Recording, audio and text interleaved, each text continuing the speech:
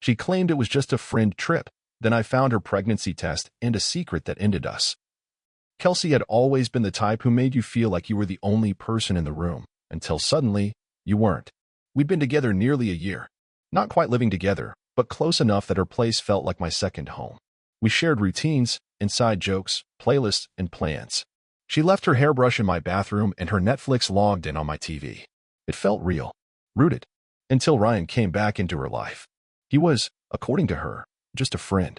They'd met years ago through a mutual from college. Lost touch. Reconnected online. Nothing romantic, she swore. Ryan had 2 kids, lived 2 states over, and was just trying to get his life together after his divorce. I wanted to believe her. At first, I did. But then he started calling. Constantly. Texting. All hours. At dinner, during movies, when we were walking through the Saturday farmer's market she once called our ritual. Suddenly, every moment we had was shared with a man I'd never met.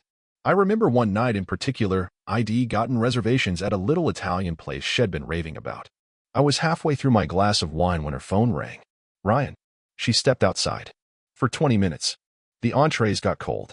She returned with an apologetic smile and a shrug, like her absence was a breeze that blew through and didn't knock anything over. Before we go further, don't forget to like this story, hit subscribe, and tap the bell so you don't miss what happens next. Then came the trip. I'm heading to Texas next month, she said, spooning peanut butter onto toast like she'd just announced a dentist appointment. Going to visit Ryan and meet his kids. Just like that. Like it was normal. Like I wouldn't question why my girlfriend was going to spend a week living in a single father's house 2 states away. I asked if I could come. She said no, it's a bad week for you to take off, right? That was the excuse. Not that I couldn't go, but that I shouldn't. We argued. I told her what it looked like. What it felt like.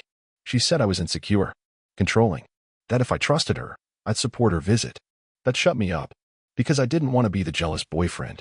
I told myself, she's being honest. She's with me. She's just a good friend to a struggling single dad. So I backed off. Let her go. That week was hell. She texted me photos, parks, zoos, playgrounds with the kids. Pictures with captions like, just look at these boys. So sweet. But something felt manufactured. Too clean. Too curated. Like she was working to prove something instead of simply sharing her life. I checked her location more times than I want to admit. It always pinged at Ryan's house or somewhere nearby. I told myself that meant it was fine. But in my gut, something churned. She came back cheerful. Light. Talked about Ryan's boys like they were nephews she'd grown up with. Showed me photos, lots of them. But none of just Ryan. I asked. She said, didn't take any good ones. Shrugged again. Looked through her phone like she was searching, but didn't find any. And I let that go too.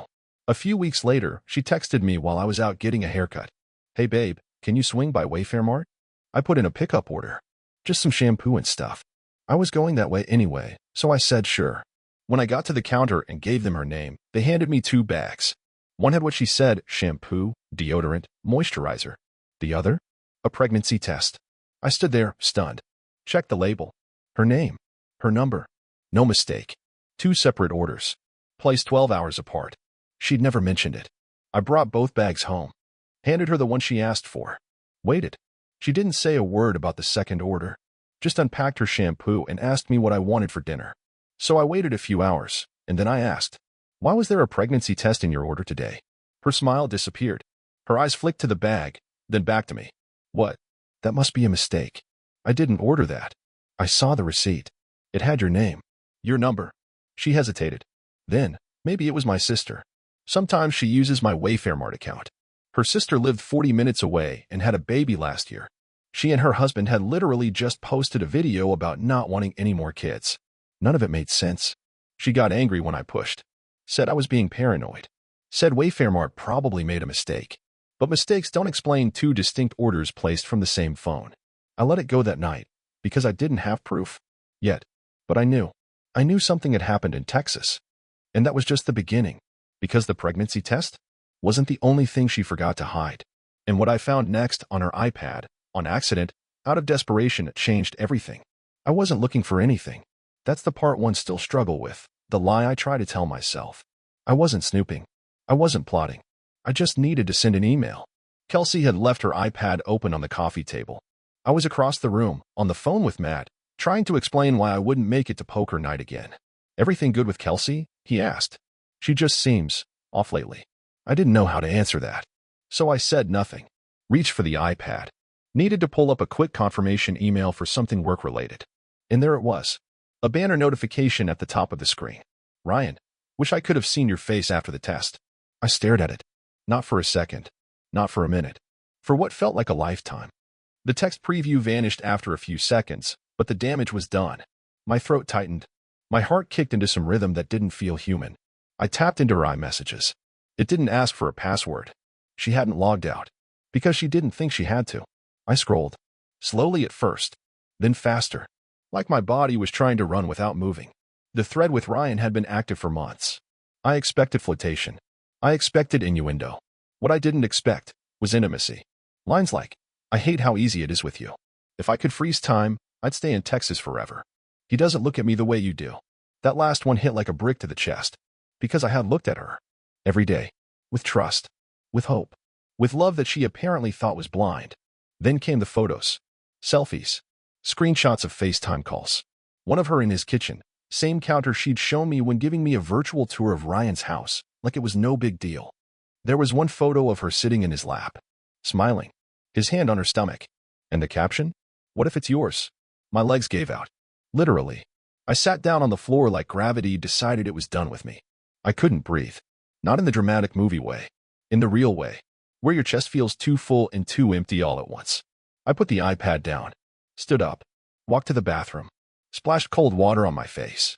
Looked in the mirror and didn't recognize the man staring back. Then I walked back. And took screenshots. Every message. Every image. Every shred of proof that what I'd suspected was more than a mistake. It was deliberate. Calculated. Cruel. Kelsey came home 2 hours later. Carrying takeout. Smiling like the world hadn't shifted. Hey babe, I got your favorite. Did you delete the pregnancy test order? She froze mid-step. Didn't even drop the bag. Just stared at me like she was trying to compute the risk. I told you it was probably a mix-up. Why are we still on this? Ryan texted you. That stopped her cold. What? On your iPad. You forgot to log out. I could see it happen. The blood drain from her face. Her eyes skinned the room for the device. Her brain clawing for an excuse. You went through my stuff? You left it open. So you were spying. No. I was verifying. That's a violation of privacy. I stepped forward. And what you did. Was that love? The argument spiraled. But it wasn't loud. It was surgical. She kept trying to deflect. To make it about my betrayal of trust. I kept bringing it back to facts. The texts. The photos. The trip. The lies. At one point she shouted, "You never made me feel seen." And I snapped. Not with my hands. Not with my voice. But with my truth. Because you were never honest long enough for me to know who I was even looking at. She left that night. Grabbed a bag. Said she needed space. Didn't say where she was going. Didn't ask me to follow.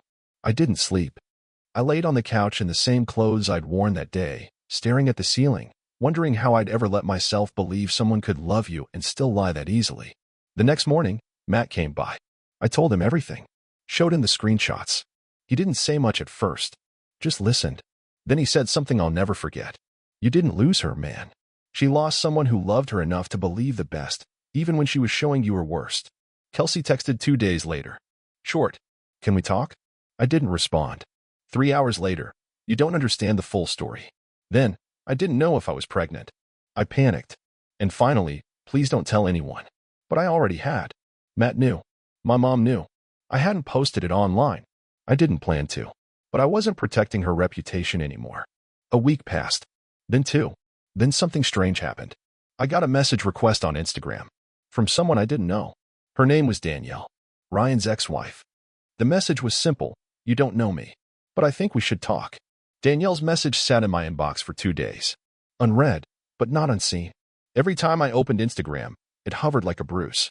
Her profile was private. No mutual followers, no photos except a simple black and white headshot and the location tag, Austin, Texas.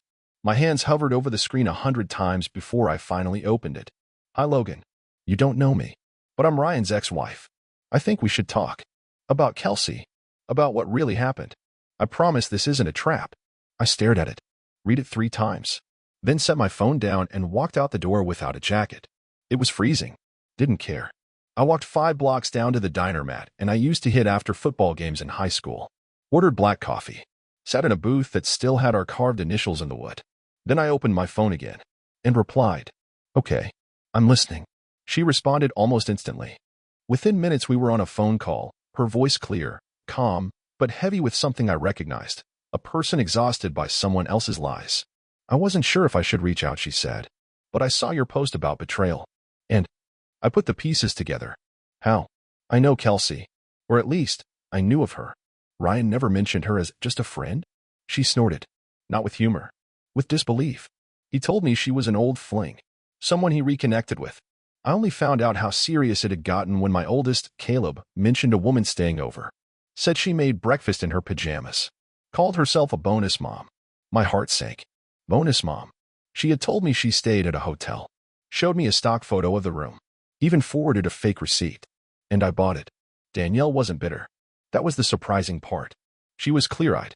Tired. But not vengeful. "I don't hate him," she said. "I feel sorry for him.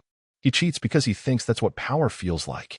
But every time he burns a bridge, he's still standing on it. And Kelsey." She paused.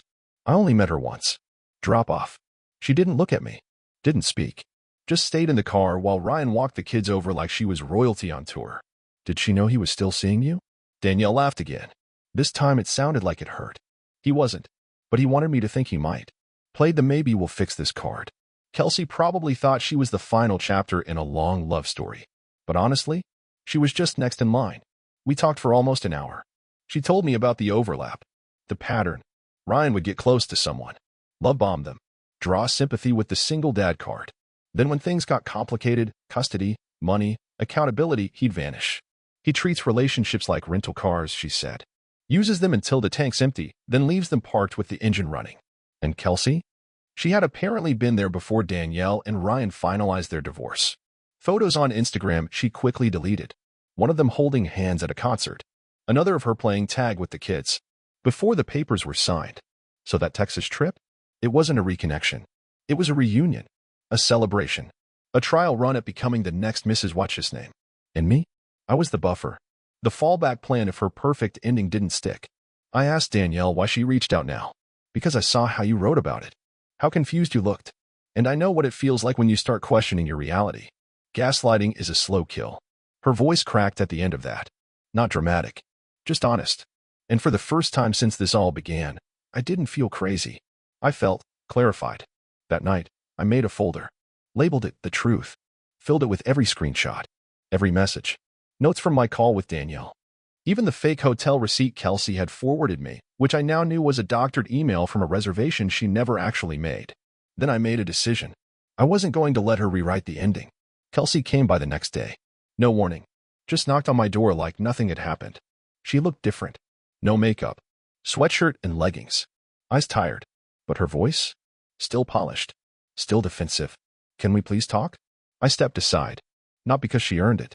Because I was ready. She sat on the edge of the couch. Like a guest. Not like the woman who used to sit cross-legged in my t-shirts eating cereal from the mixing bowl. "You ghosted me. I needed space. You embarrassed me. You lied to me." The silence that followed cracked like a mirror. She looked down at her hands. "It wasn't supposed to go that far. With Ryan. I thought I was helping him. You thought you were building a life with him. It was complicated. You made it complicated." She didn't deny it. Didn't confess either. She just folded. Her body sank like air left her lungs. "I think I'm pregnant," she whispered. I didn't flinch. "Is it his?" "I don't know." There it was. The line between forgiveness and closure. And I crossed it. Not with anger. With certainty. "I hope you figure it out. But I'm not your home anymore." She left without arguing. Didn't slam the door. Didn't cry. Just walked out. Like the final scene of a play that should have ended 2 acts ago. Later that night, I texted Danielle. Told her thank you. Told her I believed her now. She replied, "Now you're free. Don't waste it." Nobody tells you how quiet it gets after betrayal. Not peaceful quiet. The kind that echoes. The kind that hangs in the air after a scream, where nothing feels real and every sound is a little too sharp. That was the week after Kelsey left. She didn't reach out. No texts. No calls. No staged apologies with sad playlists and late-night voicemails. She was just gone. The same way she disappeared into Texas, she now disappeared from my life. But the silence didn't feel like closure. It felt like aftershock. Because even though the truth had been exposed, my body was still catching up. I'd catch myself reaching for my phone in the morning to send her a meme, only to remember I had nothing to say. I'd walk into Wayfair Mart, see the shampoo she liked, and feel something strange in my stomach, equal parts ache and relief. I'd sit on the couch and instinctively glance at the spot where she used to curl up barefoot, and then feel the whole room shift slightly, like gravity was trying to reset itself. Matt came by a lot that week. Didn't ask questions. Just sat with me, brought pizza, turned on basketball, and let me exist in the background of my own house. One night, after too much beer and too little conversation, he finally asked, "You good?" I didn't know how to answer that. I wasn't crying, wasn't punching walls or trashing old photos. I was functioning, but numb. "I'm not good," I said, "but I think I'm honest now. That counts for something." He nodded, and for the first time in a while, I didn't feel alone. Then the texts started rolling in.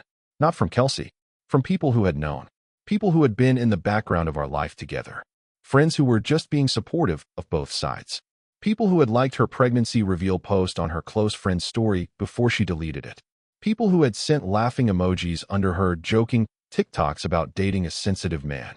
Suddenly, they had questions. "You doing okay? Did you ever get the full story?" I always thought something was off. Just didn't want to get in the middle. That was the one that hit hardest. Didn't want to get in the middle. But they'd been in the room. At the parties. Seen her flirt across the couch with Ryan when I turned my back. Heard the excuses she made when I wasn't there. And said nothing. Betrayal doesn't always come in the form of lies. Sometimes it comes in silence. In sideways glances. In people who chose comfort over courage. I cleaned out my place the following weekend. Not in a dramatic way. No burning photos or smashing things. Just a slow, intentional process of reclaiming the space. I boxed up everything she left behind. The books she never read but styled for the shelf. The mug that said wifey in training. The fuzzy blanket she loved more than me, apparently. Dropped it all in a donation bin behind the old community center. Didn't leave a note. Didn't take a picture. Just walked away before the air could change. Later that night, I logged back into the blog I had forgotten existed. A dusty little site from college where I used to write about video games and heartbreaks that didn't leave scars. I posted something simple. Titled it, "When Someone Leaves and You Don't Chase." It wasn't angry. It wasn't poetry. Just thoughts. Fractured and raw. About how sometimes we mourn the idea of a person more than the actual person. About how silence doesn't always mean forgiveness, but it can mean freedom. About how I'd rather be alone in truth than partnered in performance. The next day, it had over 5,000 views. Hundreds of comments. People sharing stories, thanking me for saying what they'd been afraid to admit in their own lives. One message stood out. From a woman named Sarah. "I found a positive test too. Mine was under the sink." I asked, and he told me it was mine, said I must have forgotten taking it. I believed him. That was 2 years ago. I'm still working on leaving. Thank you for reminding me I'm not crazy. I didn't reply, but I sat there staring at her message for a long time. Because I wasn't her, but I knew her pain. And maybe that was enough. The next time Kelsey reached out, it wasn't a message. It was a request. She Venmo'd me $45 with the note, for the shampoo, the takeout, and whatever peace costs. I laughed. Not cruelly, just bitterly. Because peace? It doesn't cost $45. It costs everything she wasn't willing to give. I didn't decline the money. Didn't return it either. I transferred it into my savings, labeled the note, Recovery Fund. It felt poetic. In a ridiculous, ironic kind of way. Life moved on slowly. Riley from the storytelling workshop checked in again. We got coffee, then dinner. But I didn't rush it. I wasn't looking for a new ending, just a better chapter. By the end of the month, I had started sleeping through the night again. Started waking up without that moment of panic that something was wrong. Because nothing was wrong. She was just gone, and I wasn't trying to fix it anymore. There's this moment that no one warns you about after betrayal. The moment when the anger stops feeling sharp. It doesn't go away, it just softens into something heavier. Not rage, not grief, just weight. It was a Tuesday morning when I noticed it. I was pouring cereal. Something stupid, honey oats or whatever was on sale. The spoon clinked against the bowl, and I stood there, realizing. I hadn't thought about her once since I'd opened my eyes. That was new. That was progress. The thing about heartbreak is, everyone prepares you for the pain. But no one teaches you how to feel normal again. How to trust your own smile. How to sit across from someone and believe their kindness is real. How to go to sleep without reviewing every conversation for signs you missed. I started seeing a therapist. Dr. Haley. Mid-40s. Minimalist office. Looked like she could gut you with a glance, but probably cried at Pixar movies. In our first session, she asked me one question. If she apologized today, would it change anything? I didn't answer. Not because I didn't know, but because the question cut deeper than any fight ever had. The truth was, I didn't want her apology. I wanted her to undo it, to rewind time, to hand me back the version of myself that hadn't been made into a fool. But that wasn't possible. And suddenly, I understood what Dr. Haley meant. Healing wasn't about justice. It was about living like justice didn't matter anymore. So I started building, not with bricks or blueprints, with routines. I cooked breakfast for myself every day, even if it was just eggs and toast. I changed the sheets every Sunday. I started going on long walks without my phone, just letting the silence stretch and fill without rushing to distract myself. In writing, I wrote about things that had nothing to do with her. My childhood, my fear of public speaking. That one summer I got stung by a jellyfish and convinced myself I was going to die, only to be cured by warm Pepsi and a lifeguard named Ron. I let myself be a whole person again. Not just a man who got cheated on. Not just a plot twist in someone else's mess. Kelsey never apologized. Not really. There were attempts, text messages sent at odd hours, always carefully vague. I hope you're doing okay. I think about everything all the time. I never meant for things to go the way they did. But never. I'm sorry. Never. I lied. Never. You didn't deserve that. And over time, I stopped needing her to say it. Because I already knew the truth. And that truth didn't need to be validated by someone who weaponized affection. I started going back to the gym. I'd avoided it for months because it reminded me of her, how she used to join me on weekends, more for the selfies than the sweat. Now, I went alone. Headphones in. Hood up. And there was something liberating about pushing weight that felt impossible and realizing it wasn't. There was something healing in the burn. Not because it erased the pain, but because it gave it somewhere to go. Matt noticed the change before I did. We were grabbing lunch at this little taco place we'd found in college. Middle of a Thursday, neither of us working. He looked at me mid-bite and said, "You seem taller lately." I laughed. "You calling me short?" "No. I mean, you're walking like you're not carrying something anymore." And for once, I didn't feel the need to deflect. Because he was right. The blog kept growing. One post turned into 10. 10 into 30. Some got shared on Reddit. Others picked up by medium-sized publications. People sent me their stories. People asked how I stayed so calm. And I always answered honestly. I wasn't calm. I was just done. Then one night, I got a message I didn't expect. Not from Kelsey. From Ryan. Yeah, that Ryan. The man who smiled behind my back while holding the girl who once lay beside me. His message was short. No subject line. No punctuation. She lied to both of us. I didn't reply. Didn't even open the full thread. Because I didn't need anything from him. I wasn't building a bridge. I was standing on my own ground. Dr. Haley asked me once what forgiveness looked like to me. I told her it didn't look like hugging it out. It didn't look like second chances. It looked like this. Waking up. Making coffee. Going on a walk. Writing about stupid jellyfish stories. It looked like a life that didn't require fixing anymore. I ran into Brittany at the grocery store a few weeks later. Kelsey's friend. The one who used to third wheel our dates like it was her job. She looked nervous. Like she didn't know whether to wave or run. I nodded. That's it. And I watched her breathe out like she'd been holding her breath for months. You're really doing okay, huh? I am now. She nodded. I didn't know what to say back then. Thought maybe it wasn't my place. Everyone thought that. I'm sorry. It wasn't the apology I'd waited for. But it was the one that landed. Because it came from someone who finally saw it. And that was enough. The thing about betrayal is, it breaks more than your heart. It breaks your compass. You don't know who to trust. Especially yourself. But here's what I learned. Every time I chose silence over drama. Every time I chose reflection over revenge. Every time I said no to the easy path back. I was teaching myself that I was worth protecting. There was a time, not that long ago, when I thought closure came from confrontation. From one final argument. One cathartic scream. A confession. A neatly tied bow where someone finally said what I needed to hear, and I'd finally feel okay. But that never happened. Kelsey never showed up at my door with tears in her eyes and truth in her hands. She just disappeared. Slipped into her new life. Like we were never anything more than a pit stop. And I realized that was her closure. But mine? Mine looked different. It was spring by the time I went back to Wayfair Mart. Same parking lot. Same curbside pickup line. It was unintentional. I had just moved into a new apartment, nothing fancy, just clean and quiet with big windows, and needed some basics. Toothpaste. Dish soap. Trash bags. It wasn't until I was halfway to the register that I saw it. That familiar blue and white box. The one I'd pulled from the second bag all those months ago. The pregnancy test. I didn't flinch, didn't pause, just walked past it, heart steady, breath even. But that moment stayed with me, because that's when I knew I was healed. Healing doesn't come when the pain stops. It comes when the pain no longer owns you. Later that night, I sat on the floor of my new place, surrounded by unopened boxes and the smell of takeout, and looked around. There was no trace of her here. No ghost in the walls. No memory lingering in the drawer. Just a quiet space I built myself. It wasn't about revenge. It wasn't about proving I'd moved on. It was about finally feeling like I was home, and not because someone else was in it. I got a message from Matt that same night. He'd met someone. Said she was quiet, funny, obsessed with crosswords.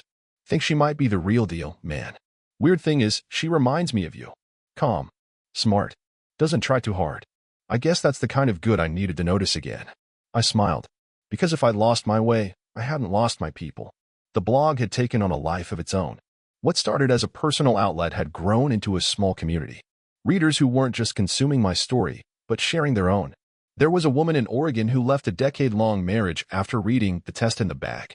A teenager in Michigan who finally confronted her father about the way he belittled her voice. A guy in Utah who just wrote, "Thank you. I didn't know how much I needed to hear someone say it's okay to leave even if no one hit you." And then, almost poetically, I got one final message. "Kelsey. Blocked number. New account. No profile photo. Just a paragraph. I heard you wrote about us. I guess I deserve that. I've been thinking a lot lately. About how I hurt people who only wanted to help me. I don't expect forgiveness. But I do hope you're doing better. I hope you found someone who looks at you the way I never could. And I hope, someday, I can do better too." I stared at it for a while. Not because it moved me, but because I felt nothing. No anger. No desire to reply. Not even a flicker of nostalgia. Just peace. Closure is strange like that. You wait for it to arrive in someone else's voice. But sometimes, it's just the absence of pain where it used to live. A week later, I was invited to speak at a local storytelling event. Not about her. About choices. About building new habits when old ones try to drag you back. I stood on that stage, mic in hand, and said, sometimes you don't get the ending you deserved. So you make one. Out of your own two hands. And you walk into it, not because it's clean, but because it's yours. When I finished, the applause didn't matter. What mattered was the silence right after. The stillness. That beat of breath where everything felt exactly right. I'm not bitter. I'm not broken. I'm not a warning story. I'm a man who found out the truth, survived the weight of it, and chose not to carry it anymore. There's nothing glamorous about that. No cinematic payoff. No perfect kiss under streetlights. Just one real, unshakable fact. I got out. And I didn't go back.